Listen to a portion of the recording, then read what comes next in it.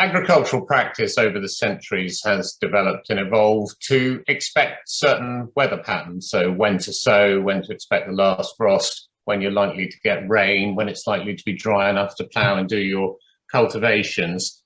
And as a farmer, it is quite hard to distinguish weather from climate. But I would say in my 35 years of growing vegetables, the extreme weather events, prolonged droughts, intense rainfall and so on have become more frequent. In particular, these sort of longer periods of wet and dry, the weather seems to sort of get stuck in a pattern. So, I think the summer of 2012, winter of 12-13 was the kind of classic one where it really did just rain incessantly. And even this spring, it was, very wet and through until the end of March, then incredibly dry for 5 weeks. Then cold and wet again for a month, and now pretty dry through June. I mean, my youth, you expected lows to roll in off the Atlantic, maybe 1 or 2 a week. You get a bit of rain and you get a bit of sunshine. So anyway, it has changed, and that has made farming more difficult. I mean, I would say the last few autumns, wet autumns, farmers have been unable to sow their winter cereals, which has had catastrophic effects on yields and income. So, production is threatened. There's also the, soil loss. More intense periods of rain is leading to soil loss, which has potential to reduce productivity, but also to sediment up our waterways and rivers and threaten the life in those rivers. The cattle having to be housed through the winter that might otherwise have been housed outside. We now don't expect to leave any cattle out. And have had to spend a lot of money on housing, mainly to protect the soil. So the effect of that is generally a reduction in productivity, an increase in the risk of soil loss, a decrease in food security, and there will undoubtedly be an increase in price volatility as a result of that. We are having to take measures at Riverford to protect the soil, shorter runs off our slopes, devoting more areas to grassland, which won't erode, and planting trees and banks and so on. And that does reduce the potential levels of production. Then generally there is a need with changing weather patterns to review all our farming practice. That could have positive sides. We could end up with more agroforestry, which would be great for nature, as well as protecting soils and our waterways, but it also could pretty radically reduce production.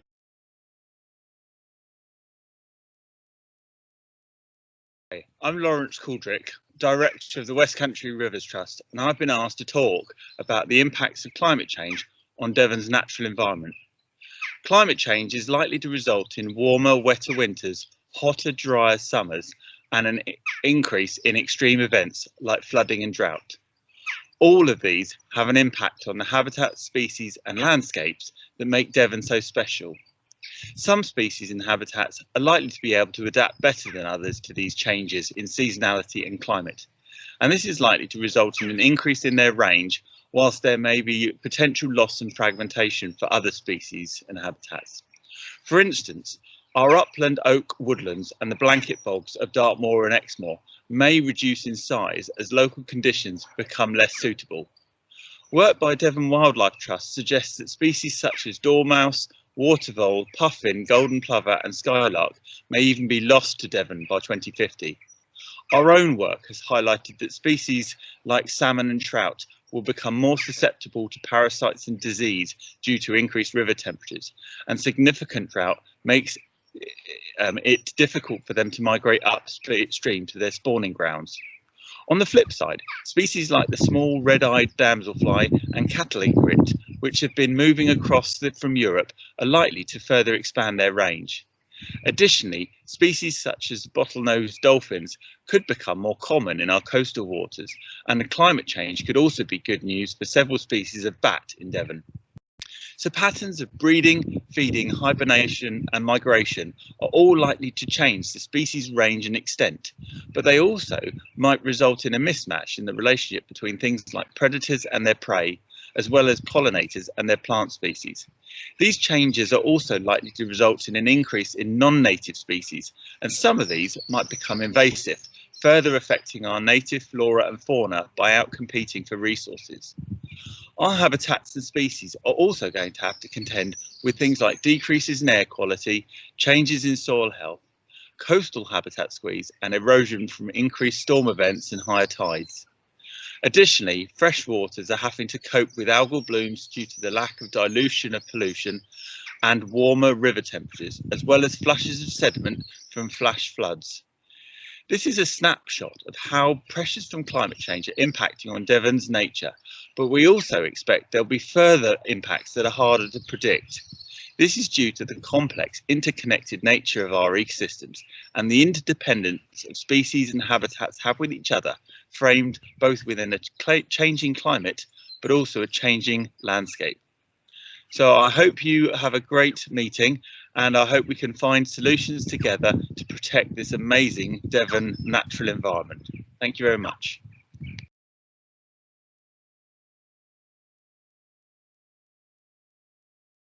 Hello, I'm Lyndis and I've spent the last 30 years studying and advising national and local government on the landscapes of England. I live in the Blackdown Hills in Devon. Climate change is bringing both ongoing incremental changes to our climate and irregular but extreme weather events that are and will happen more frequently. The effects of these changes are already influencing our landscape. I'll take just 4 examples of landscape impacts associated with the incremental changes in our climate. Fire. As a result of past changes in land management combined with longer dry spells, wildfires are a significant threat to Dartmoor. Just this year, there has been a series of rapidly spreading wildfires from that above Tavistock on February the 12th to that near Morton Hampstead on April the 28th, destroying hundreds of acres of open moorland, scarring the landscape and requiring considerable time to recover. Yes, these fires were almost certainly a result of arson, but the advent of long dry periods as a result of a changing climate has contributed to their scale and intensity, heightening the landscape damage caused. Torrential rain. Well, of course, Devon is renowned for its rain, but torrential heavy rainfall is causing normally trickling streams and drainage ditches to swell and exhibit strong erosive forces as they descend steep Devon hillsides, and for the heavy rains more generally to erode unvegetated topsoils, leading to major soil erosion. Loss of topsoil means the loss of the main growing medium for plants, including crops. Disease. It is not just us that are being affected by disease epidemics. Over the last 50 years, some of our most iconic tree species have been lost to disease. In Devon, as a result of Dutch elm disease, nearly every mature elm tree has been lost, as in the rest of the UK. Since 2009, Phytophthora ramorum has destroyed a high percentage of our larch plantations, and now ash dieback is ravaging the ash population. It is estimated that 80 to 90% of Devon ash trees will be lost. As our most common hedgerow tree, along with oak, this is having a significant effect on the Devon landscape. Climate change cannot be blamed for these diseases. They have been imported, but scientists warn that drought and the other effects of climate change are increasing the susceptibility of trees to these diseases, and they may become susceptible to even mild disease. A particular fear is that diseases will evolve and infect the oak population, oak being the last remaining dominant native tree of the Devon landscape, other than beech, which is highly susceptible to drought, with many saying that we are looking at the last generation of beech. So really, oak is the key tree that we now need to hang on to. Wind. Finally, high winds are increasingly common across the seasons. During my childhood, I don't remember a tree ever falling in the wind. Now in Devon, wind gusts of up to 50 miles per hour are not uncommon. And in the last 7 years, I cannot remember a year passing without at least one fallen tree blocking my route out of the village. Even if trees do not fall, their bending and twisting movement in high winds sets up internal stresses that cause internal cracks, increasing susceptibility of the tree to future disease, damage, and wind throw. Thank you.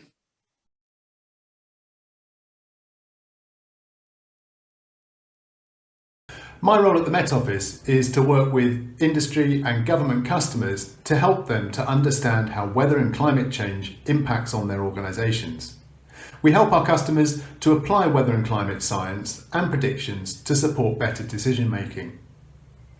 When we work with a customer, we often split the ways in which climate change will impact on their business into three main categories. The first category is the direct physical impacts of weather extremes and climate conditions on infrastructure and operations. In Devon, we already regularly see flooding of infrastructure resulting from extreme rainfall, river flooding or coastal inundation, all of which are exacerbated by climate change. Buildings need to be designed and maintained to be resilient to changing temperature patterns and remain cool enough during sustained periods of high temperatures. Likewise, outdoor workers may need to down tools during heat waves to avoid heat stress. Farmers may also need to consider what crops are viable, given changes to growing seasons that are brought about by higher temperatures and changing patterns of rainfall. The second category is for businesses to also consider the risks to their supply chains. For example, a food manufacturing business in Devon may well rely on ingredients from many other countries around the world. The supply and the cost of these goods can be disrupted by local extreme weather events, as well as the disruption to shipping brought about by storms at sea and flooding of ports. Many businesses are also heavily dependent on the energy networks. Overhead cables are vulnerable to high temperatures as well as windstorms. And as we increase the levels of renewable energy on our systems, we need to make sure that they remain resilient to periods when there are high demand for electricity, but there's also little renewable energy production. Now, this typically occurs during cold periods in winter, where the demand for electricity spikes as people turn their heating up in their homes. And this can also be coupled with calm weather conditions, so there's very little wind resource available. The impact of weather extremes on road and rail transport networks are also important for many businesses due to the requirement to distribute goods or to maintain services for customers. Now, the third and final category is the climate change impact on customer behaviour. Many consumer products have a strong weather dependency that impact on businesses year to year. Seasonal clothing is a good example. Sales figures for summer fashion are heavily influenced by extended warm, dry periods, particularly if they occur early in the spring season. Another pertinent example to changes of consumer behaviour, and one that's really relevant to businesses in Devon, and one also that's been enhanced and exacerbated by the COVID situation, is the rise of the staycation and changing patterns of tourism. Even before COVID, there was evidence of tourists deciding to holiday in the UK rather than travel overseas after sustained periods of warm, dry weather. And this trend looks to continue, with UK destinations becoming more attractive if summers become warmer and drier. The last example highlights an important point. Whilst most of the focus of the work that we do with our customers is rightly about the risks to their organisations that result from the impacts of climate change on their infrastructure, operations, supply chains, and changes to customer behaviours, it's also important to consider whether there are opportunities associated with climate change for businesses in Devon too.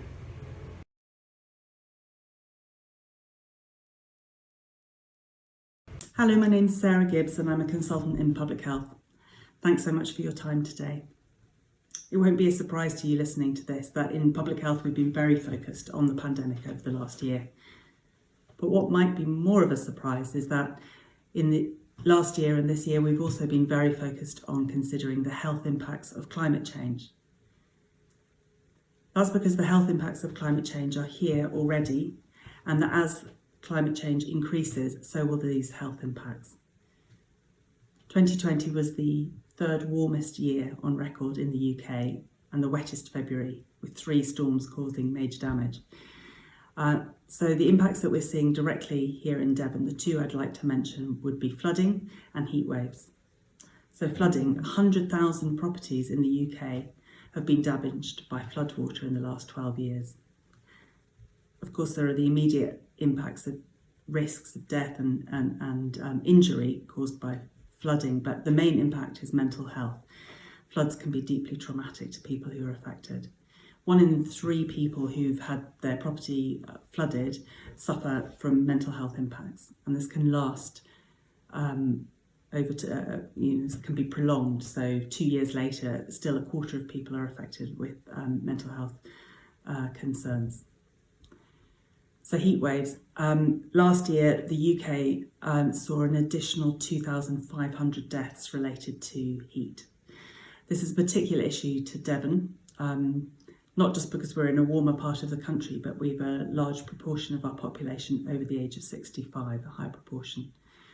So people aged over 65 aren't able to respond so well to rapid increases in heat and temperature change, and we've seen that. So that over the last 14 years, deaths in people aged over 65 that are related to heat have increased by 21%. So it's a concern to us that many of our homes trap heat, and it's not very easy to release that heat quickly. Certainly today, actually, 25th of June, the Met Office has forecast very hot, that there'll be very warm, hot days in July. So of course, ice creams, beach, it may come to mind, but actually it's those vulnerable that we need to be thinking about as well. Sometimes the climate crisis, I think, can feel very different, feel very distant from sort of our everyday lives, but it doesn't just impact on the weather or the environment, it impacts on people, and it impacts on the most vulnerable people in our communities. So those people who can't afford to fix their homes after flooding, or people who are at higher risk from heat-related diseases, heat-related health impacts, particularly living in homes that trap heat. So thank you for your time today, and certainly for your work on behalf of the people of Devon. Thank you.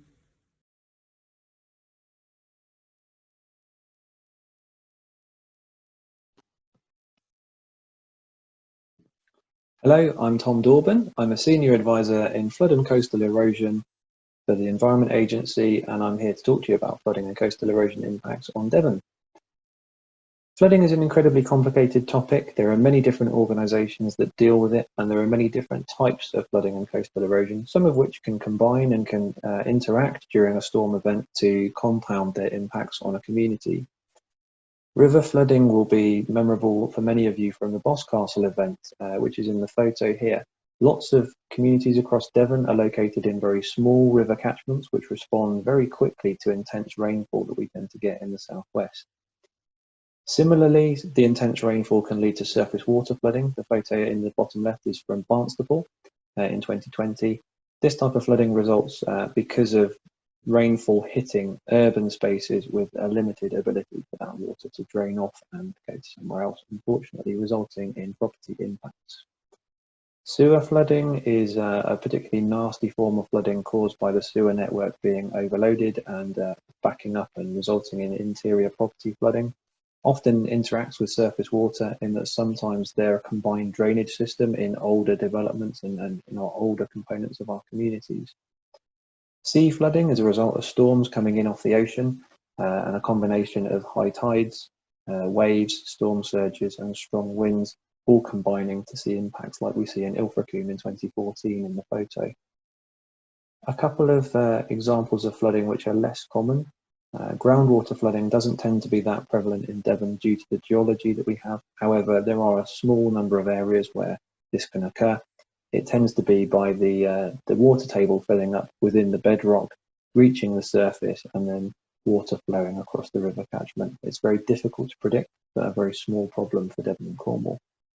Reservoir failure is also a potential issue. However, reservoirs are legislated very intensively and managed very carefully to reduce its impact on communities. Many of you will recognise the photo of coastal erosion. It's from the period where the storms hit the Dawlish railway line and unfortunately damaged the seawall. Very much like coastal flooding, it's a result of a combination of high tides, strong winds, large waves, causing impacts on communities. We're able to offer warnings in advance of some of these types of flooding, but not all of them. Some communities have mechanisms to defend them against some of these types of flooding, but not all of them. And unfortunately, the current rules from the government make it quite difficult for us to provide increased levels of protection from some of these forms of flooding because of the cost-benefit ratios of our typical small rural populations. There are around 130,000 people at risk of flooding and coastal erosion in Devon and Cornwall, the Isles of Scilly. The map on the left shows you where they are.